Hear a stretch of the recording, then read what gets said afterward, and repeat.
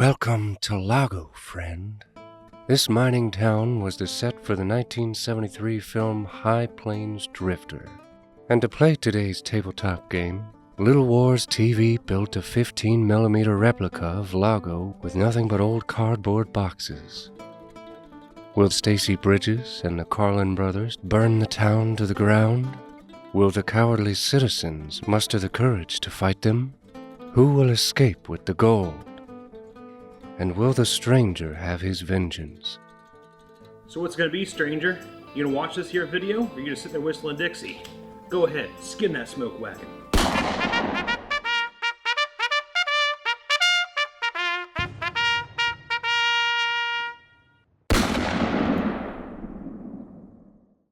Before today's game, one last call at the saloon for you to make your voice heard with the WSS Great Wargaming Survey. It takes just a few minutes to complete online, you could win awesome prizes, and the results offer amazing data and insights into the direction of our hobby over the years. Link in the description below. And now, let's saddle up for adventure in the Wild West. Today's tabletop game is the final climax of the film. It's the big showdown between the cowardly townsfolk of Lago and 3 murderous outlaws they sent to prison. So the citizens of Lago have 2 big problems. One of them is that 3 murderous outlaws have just been released from prison and are riding back to town to get vengeance. But the second problem is that the gunfighter they've hired to protect them, known only as the Stranger, is a total asshole and a secret motivation of his own. So we're not going to spoil the twist ending of the movie. But Clint Eastwood's character, he is an axe to grind with both sides. Not just the murderous outlaws, but also the townsfolk of Lago. Go watch the movie yourself to find out why it's one of Clint Eastwood's best. In our game today, I take the role of the outlaws, Stacy Bridges, Dan Carlin, and Cole Carlin. These are 3 bad dudes. My objective is to burn the buildings, kill the man responsible for sending me to prison, the mine owner Dave Drake, and to locate Drake's gold. In this 3-player game, the 2 other players control 4 town citizens each. Keith and Greg are mostly cooperating with each other, but score victory points separately. Finally, of course, there is a role of the Stranger. In this scenario, he's a wild card that can potentially be used by any of the 3 players. This mechanic helps represent his murky role in the movie. Before we start the game, let's share some good news. Today we're playing a game called Ruthless. A free set of rules, it's 2 pages, that you can get from littlewarstv.com or fireballforward.com. And more good news. The scenario itself, Paint the Town Red, is also free. The replica town we've built is not free, but it's darn close. We made these dozen buildings for under $5 with nothing more than recycled boxes and paper. We needed to whip up some cheap buildings because we wanted to paint them blood red as they appear in High Plains Drifter. The base for each building is corrugated cardboard and the walls are a thinner cardboard material. I cut out the windows and doors with a hobby knife before hot gluing the structures together. Once you have those basic boxes built, it's just a matter of livening them up with paper and cardboard details. You can always add trim, paper siding, cardboard planking on the walkways, and for many of these buildings I also added strips of paper for shingles. Alright, Greg, people didn't come here about your miniature red buildings. We're here to watch a whole bunch of bloodshed and violence Eastwood style. Before the action begins, each of the 3 players makes a pre-game decision inspired by the movie plot. Their decisions impact the victory conditions, available forces, and tabletop deployment. This gives the game a lot of replay value, but it's also a way for players to immerse themselves in the story of High Plains Drifter. I gotta get out of here. I gotta get out of here with the gold too. The Stranger's been pushing things a little bit too far, snooping into things he shouldn't be in. With the return of the Carlin brothers, I don't like this one bit. So I hid the gold in the building next to the hotel, behind the counter of the store, in the safe. And I'm the only one that knows the combination. So I'm going to get that gold, and I'm going to get out of here. So in today's game, Keith and I are both playing as the townsfolk, which means that nominally we're on the same side. And before the game, Keith told me that he hid the gold in the sheriff's office. So I'm 80% sure that that's a lie, and that he wouldn't have hidden the gold in the sheriff's office unless he's like doing some kind of double bluff situation. So I don't really know where the gold is. So I think my best bet in this game is going to be to kind of cooperate with Keith initially to defend the town from Zach, but I always want to keep at least 2 or 3 of my characters near Keith's models, just in case he decides to break out that gold and try to run off the edge of the tabletop, which I'm sure is coming. And if it does, I will not hesitate to shoot him in the back.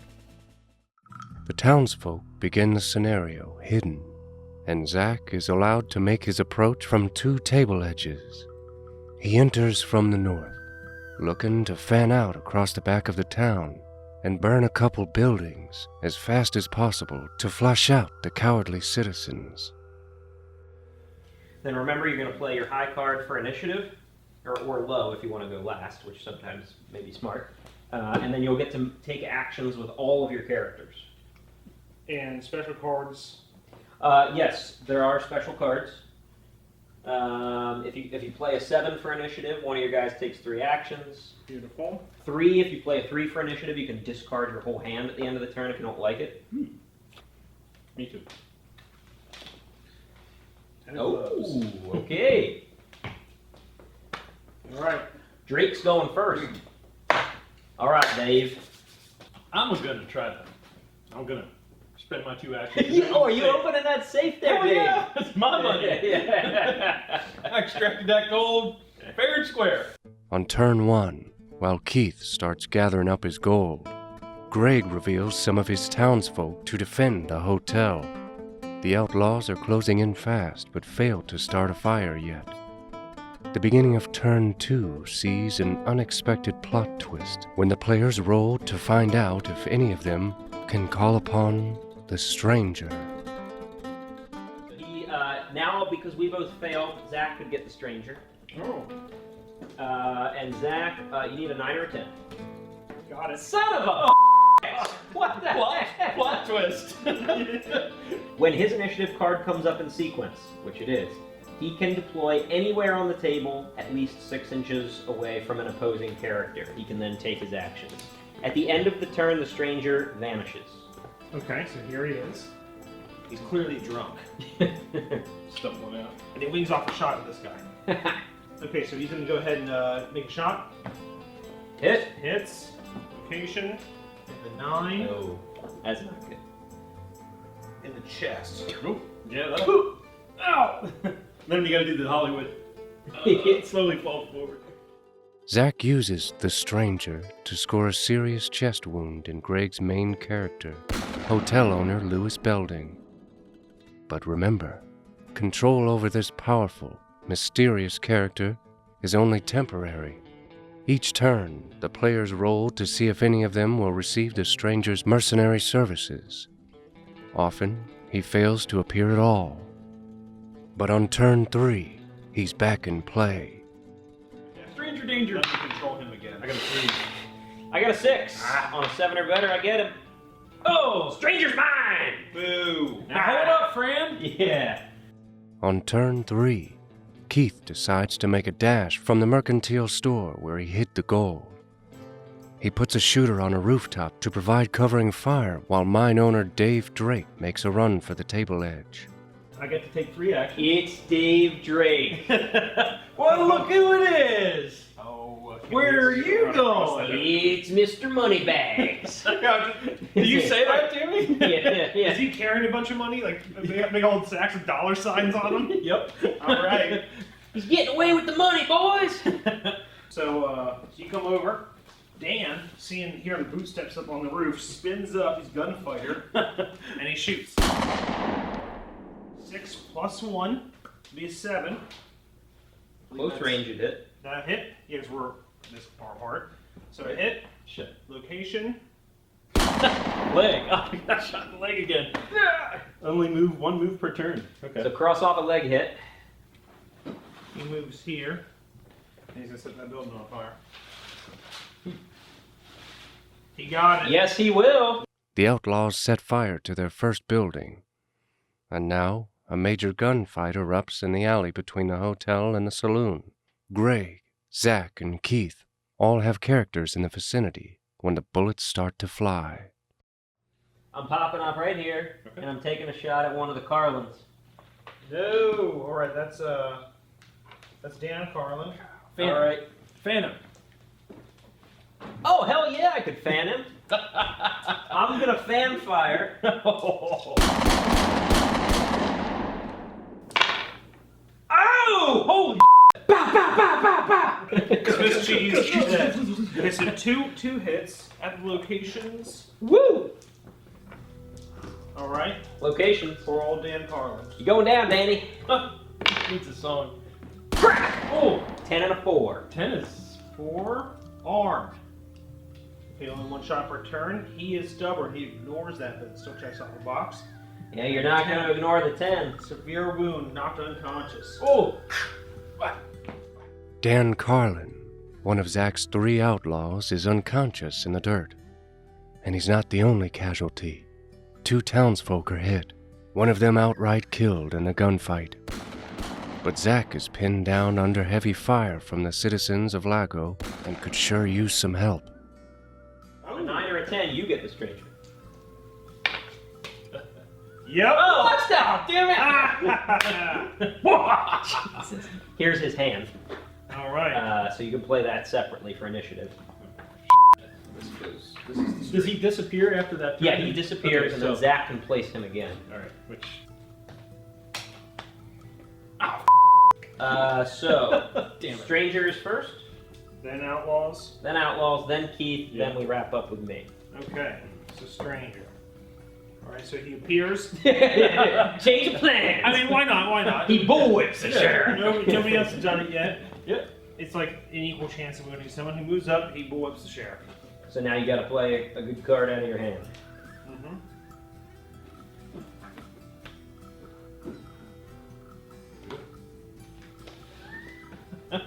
I did it.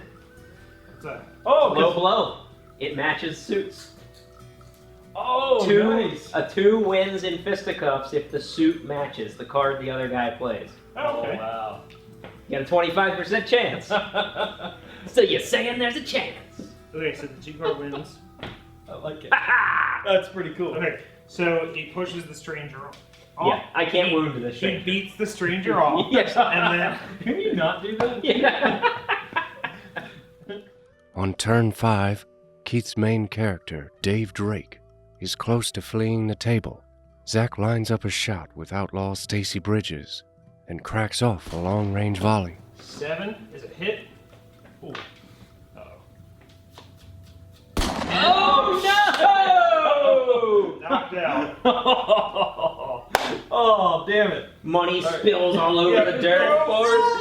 Gold bars in the dirt. The shot is a bunch of like gold coins and nuggets, and then that bowler hat rolling in the dust. Oh, that was excellent. He goes down. That's Serves fucking him funny. right. Drake is alive, but knocked unconscious in the street.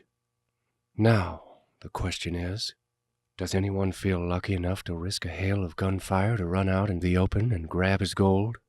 Zach decides now is the time to take advantage of a special character trait to improve his odds. I'm a dirty cheat. Give me one of your cards. I got a random choice. Fan them out. All right. They were all amazing. All my cards are amazing. I've been stocking up on my good cards. Enjoy that. Oh, yes, he gives me this Yeah. That's the lucky idiot hand. Yeah. That was a straight flush. Is this any good? Yeah. Here, I think you're laughing because they're all and I'm like, wait a second. Yeah, they're all good, man. Now you got a handful of crap. Yeah, right. Gives me a 5. Okay. Cool. Wait, the interaction's for you. Yeah.